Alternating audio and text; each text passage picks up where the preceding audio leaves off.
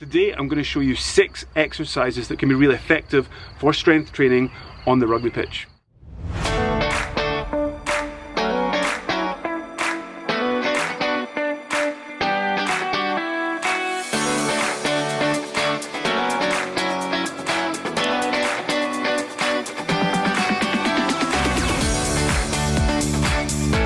Hey guys, how you doing? It's Fraser. Welcome to my channel and welcome to Pallof Rugby Club.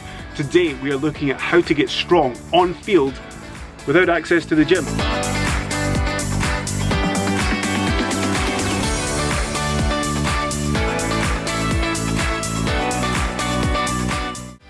Now, as a strength and conditioning coach, I love having access to the gym. I love getting players into the gym and on field.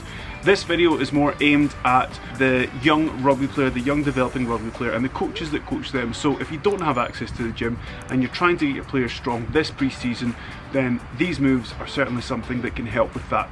So there are 7 fundamental movement patterns, which I'm going to leave a list here. Today I'm going to show you 6 exercises that can be really effective for strength training on the rugby pitch.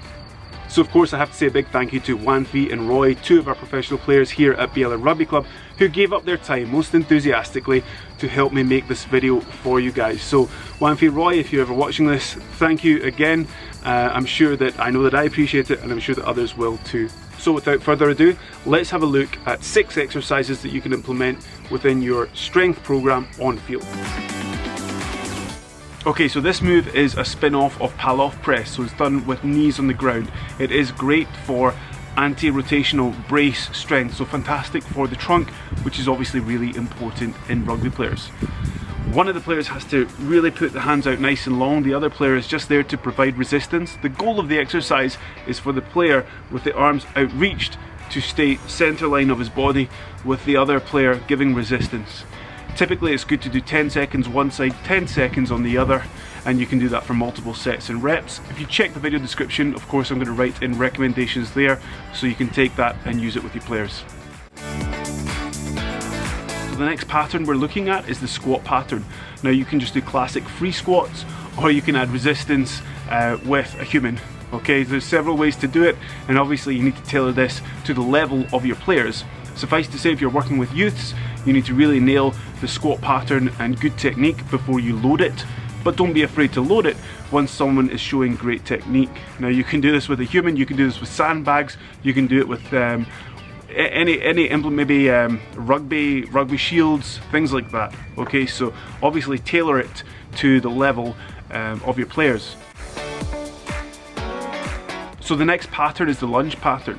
Now you can do the same thing with the squat, and you'll have to do the same thing with the squat, and that you need to overload it appropriately. So make sure the movement is good, okay, and you're happy with the technique. And if you don't know the technical model of the lunge or the squat or any of these movements, let me know in the comments, and that's maybe a video that I'll do, the technical model for some simple movement patterns like squat, lunge, press and pull. Okay, that aside, load the lunge appropriately. This can be with another human, or it can be how the boys are demonstrating now, which is the other partner staying strong and you're just going down into a single leg squat, keeping good posture. So there's many ways to do the lunge pattern, but it's something that you can definitely include within your pre-season or within your athletic calendar if you're just only able to do on-field strength and conditioning.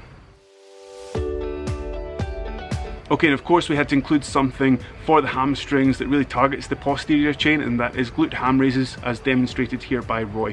So it's very simple. One player just locks down the lower part of the leg, okay, and one player just goes down and pops back up. Now you will have some players that might be able to go all the way down and up without using their hands. Fantastic, really strong posterior chain.